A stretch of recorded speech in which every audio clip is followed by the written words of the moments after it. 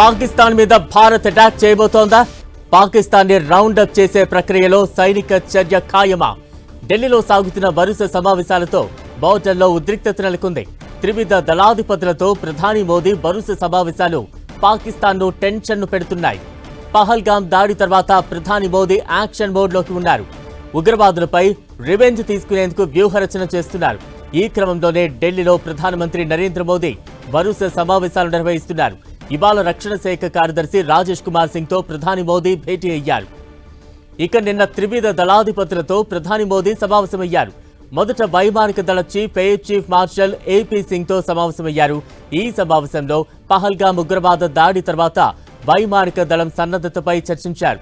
సరిహద్దుల్లో వాయుసేన సన్నాహకాలను ప్రధానికి ఆయన వివరించారు. 2019 ఫిబ్రవరిలో పుల్వామాలో జరిగిన చివరి పెద్ద ఉగ్రవాద దాడికి భారత వైమానిక దళం జెట్ విమానాలతో గట్టి బుద్ధి చెప్పింది. పాకిస్తాన్లోని బాలాకోట్పై బాంబు దాడి చేయడం ద్వారా ప్రతిస్పందించింది పాక్.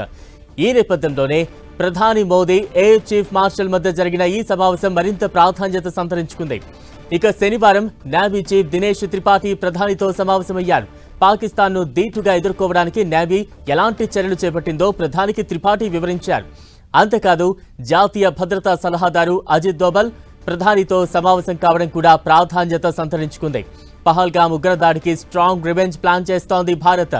దీంతో ప్రధాని మోదీ నిరంతరం army chief, air chief, navy చీఫ్లతో సమావేశమై చర్చిస్తున్నారు. ఇప్పటికే ఉగ్రవాదులు, వారి వెనుక ఉన్న వారిపై కఠిన చర్యలు తీసుకోవడానికి సైన్యానికి పూర్తి స్వేచ్ఛనిస్తున్నట్లు ప్రధాని మోదీ ప్రకటించారు. దీంతో భారత్ త్రివిధ దళాలు ఎలా అటాక్ చేస్తాయోనని పాకిస్తాన్ వెన్నులో వణుకు పుడుతోంది.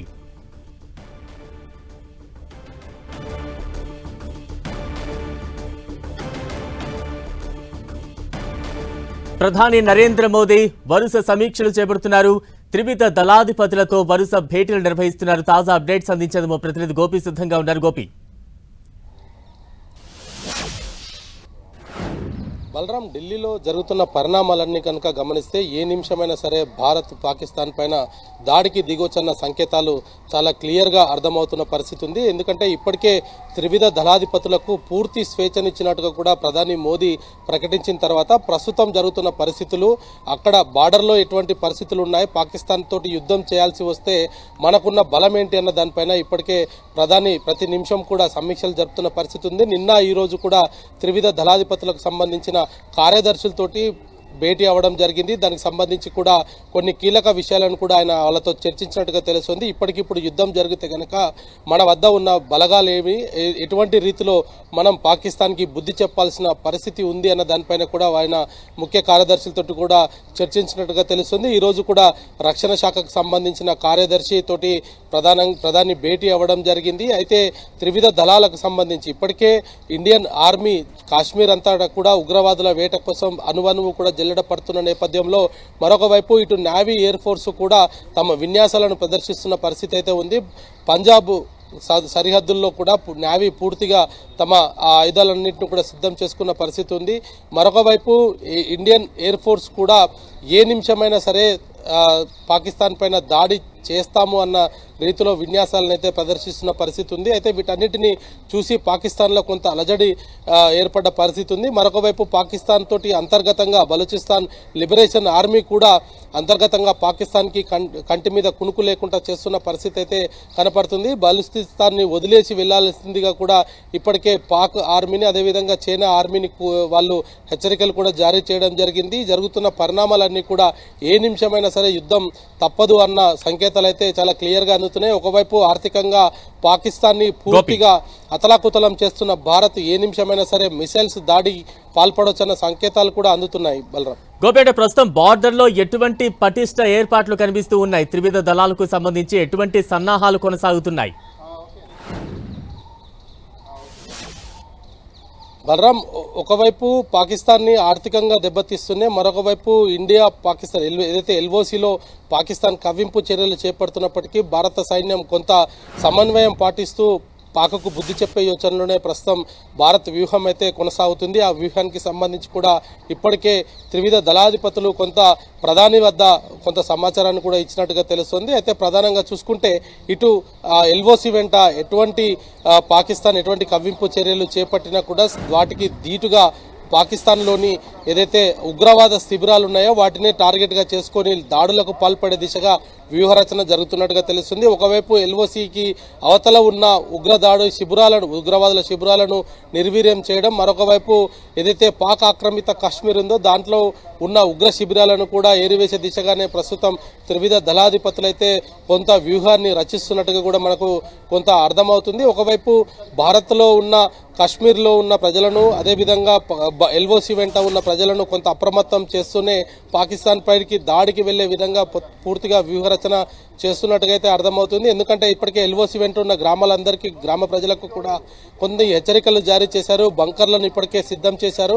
ఎవరైనా ఎటువంటి విపత్కర పరిస్థితులైనా సరే ఆ బంకర్లో తలదాచుకునే దిశగా ఆర్మీ పూర్తిగా ఏర్పాట్లు అయితే చేస్తున్న పరిస్థితి ఉంది. ఎందుకంటే బంకర్లో ఒకసారి లోపలికి వెళ్ళిన తర్వాత వాళ్ళు తిరిగి బయటికి వచ్చే పరిస్థితి ఉండదు.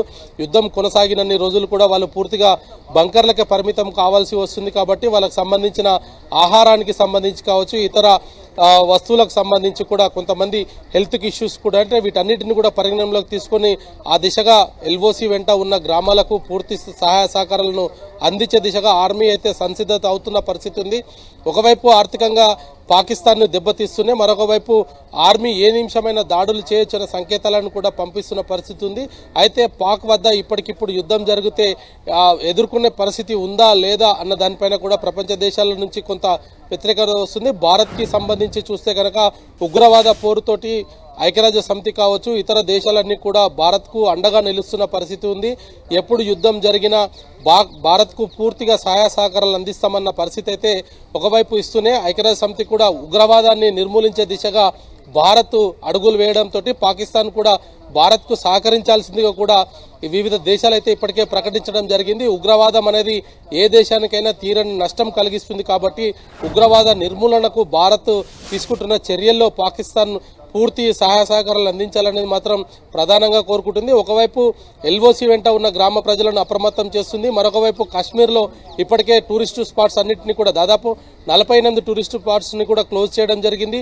ప్రజలు ఎవరైతే కాశ్మీర్లో స్థానికంగా ఉగ్రవాదులకు కొంత సహాయ సహకారాలు అందిస్తున్నారో అటువంటి వారిని గుర్తించి వాళ్ళనందరినీ కూడా అదుపులోకి తీస్తుంది.